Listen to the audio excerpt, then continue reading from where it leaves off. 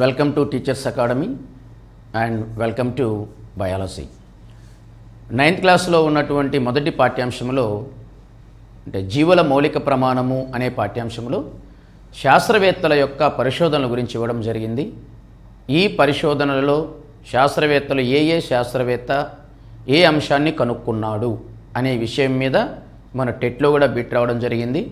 ఖచ్చితంగా డిఎస్సిలో కూడా 100కు 100% శాస్త్రవేత్తలు ఆవిష్కరణ మీద ఖచ్చితంగా బిట్ ఉంటుంది.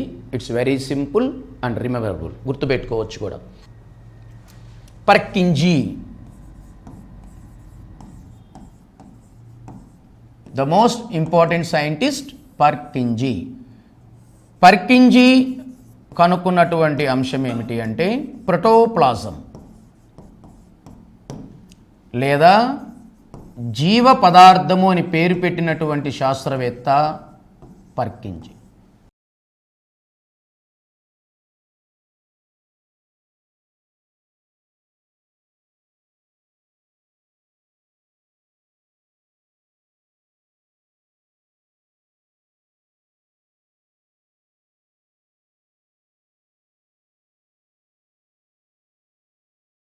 సో ఈ 5 పాయింట్లను మనం గుర్తుపెట్టుకోవాలి.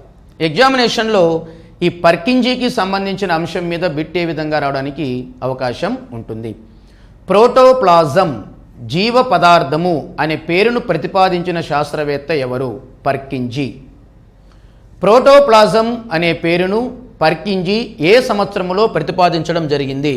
1839. పర్కింజీ శాస్త్రవేత్తకు సంబంధించిన అంశాన్ని గుర్తించండి. ప్రోటోప్లాజం. సైటోప్లాజంకు ప్రోటోప్లాజంకు మధ్య ఉన్నటువంటి భేదం ఏమిటి? జీవ పదార్థము అంటే కేంద్రకముతో కూడిన ద్రవ పదార్థాన్ని జీవ పదార్థము అంటారు.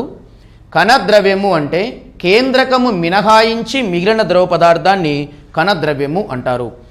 జీవికి జీవము వంటిది అని ఏ పదార్థాన్ని పరిగణిస్తారు? జీవ పదార్థము. జీవిలో జీవము కలిగినటువంటి అతి చిన్న ప్రమాణాన్ని ఏమని పిలుస్తారు? కణము అని పిలుస్తారు.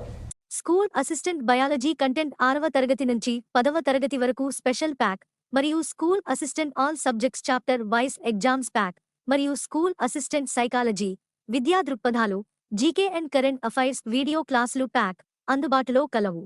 ఈ కోర్సులు కావాల్సిన వారు ఇప్పుడే గూగుల్ ప్లే స్టోర్ నుంచి టీచర్స్ అకాడమీ కనిగిరి యాప్ని డౌన్లోడ్ చేసుకోగలరు.